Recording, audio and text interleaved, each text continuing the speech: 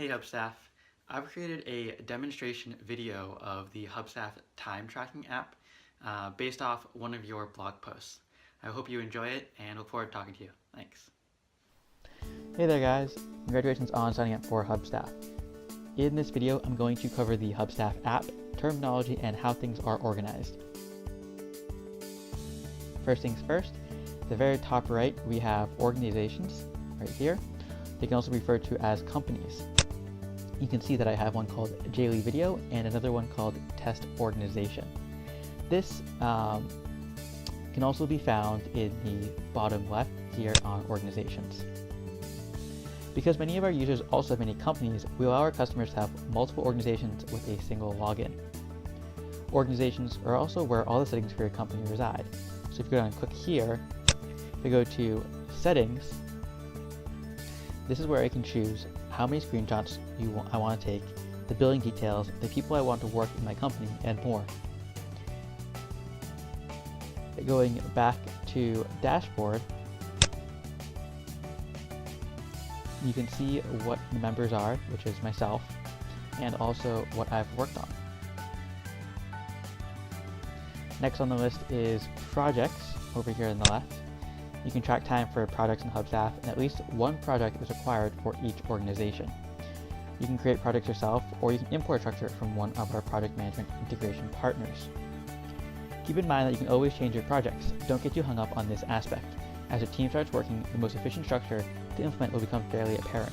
For starters, just think about the general topics that you want your team working on and how they work. What are the broad buckets of your tasks, and how do you want to see the data? So as you can see here, we have it set up in two different ways. For example, one way to set up projects is based on client structure. So if I'm a freelancer or an agency, I can set up to track based on the client. For example, Shave Media or Divineer Media. The other way you can set up projects is based on business function. So for example, you can set up a project for your marketing department, customer service, development, and sales. This is obviously great if you have a remote team you need to manage. As you can see, I have customer service, video production, and software demonstrations, and also this one right here for the application. To add one, simply click Add Project, name the project. Let's name this Sales, and hit Save. Lastly, we have something called tasks, which are like your to-do list items. You have to have integration with project management software such as Asana to see this, so I can't show you this here. Tasks are great for seeing a detailed view of how your team is spending their time. This can be really useful to analyze the ROI of the various projects your team is working on and find out what really brings value to your business. For example, you could have your tasks set up as a business function. Project Client 1, Task Web Development, Project Client 2, Task Sales, Project Client 3, Task Support. As your team tracks time to these various tasks in Hubstaff, you'll get data packaged up very nicely. At the end of each month, you can see exactly how much time was spent on Client 1 simply by filtering out reports for that project. You can invoice them for the exact amount of hours spent. You'll know how much time your team spent working on support, sales, and web development for that specific client, and exactly who spent that time.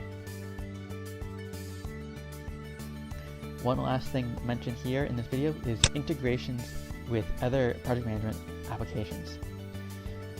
Hubstaff takes an integration-first approach so you can spend time in your favorite project management tool and still reap all the benefits of the workflow that you already have established.